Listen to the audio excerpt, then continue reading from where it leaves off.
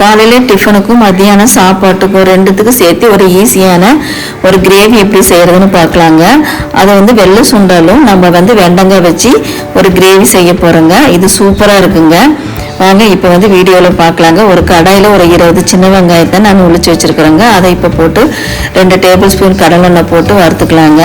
அதோட ஒரு கருவேப்பிலை, 2 வரமிளகா, 4 பல்லு பூண்டு சேர்த்திக்கலாங்க. இது நல்லா வதக்கி விட்டுக்கிட்டு இப்போ வந்து நம்ம வந்து ஒரு ஸ்பூன் உளுந்து சேர்த்திக்க போகிறோங்க. 1/4 டீஸ்பூன் வெந்தயம் சேர்த்திக்கலாங்க.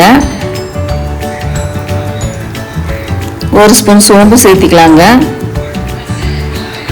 2 ஸ்பூன் தனியா விதை சேர்த்திக்கலாங்க.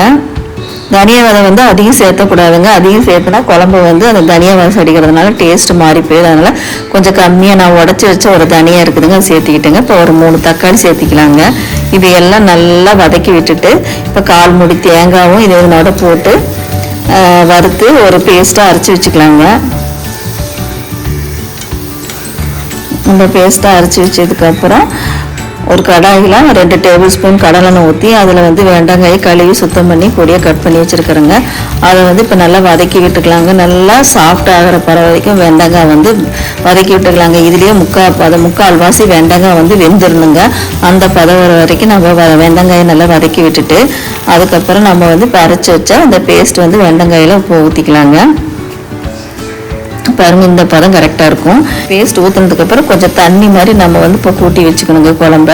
அப்போ தான் வந்து நல்லா வெந்ததுக்கப்புறம் தான் கிரேவியாக நல்லாயிருக்கும். எடுத்த அடுப்புலேயே வந்து நம்ம வந்து கொலன்னு நம்ம வந்து குழம்பு வந்து சாந்து ஊற்றக்கூடாதுங்க. இப்போ 1/4 டீஸ்பூன் மஞ்சத்தூள் சேர்த்திக்கலாங்க.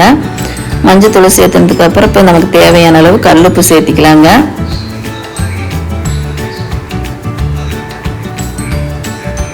இப்போ இந்த பதம் பாருங்க, குழம்பு பதம் வந்துடுச்சிங்களா. இந்த பதத்தில் நம்ம 1 ஸ்பூன் சாம்பார் தூள் சேர்த்திக்கலாங்க.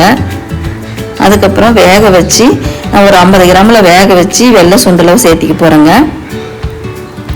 சேர்த்திக்கிட்டு கடைசியாக வந்து ஒரு நெல்லிக்காய் சைஸ் அளவு கொஞ்சமாக புளி தண்ணி ஊற்றிக்கலாங்க. புளி வேண்டாங்கிறவங்க 2 தக்காளி பழம் கூட சேர்த்துனா நம்ம புளி தேவைப்படாதுங்க. இப்போ நான் சாப்பாட்டுக்குங்கிறதுனால புளி ஊற்றிருக்கிறேன். கடைசி ஒரு தாளிப்பு கொடுத்துடலாங்க. பாருங்கள், 2 டேபிள் ஸ்பூன் கடலெண்ணெய், கொஞ்சம் கடுகு பொரிஞ்சதுக்கப்புறம் 2 வரமிளகாய் போட்டுக்கலாங்க. இதில் கொஞ்சம் ஒரு கப்பு கருவேப்பிலை போட்டு தாளித்து நம்ம வந்து இப்போ கிரேவியில் கொட்டிக்கலாங்க. கொட்டிட்டு கடைசியாக கொஞ்சம் மல்லித்தழை போட்டுக்கலாங்க. பாருங்கள், கிரேவி ரெடி.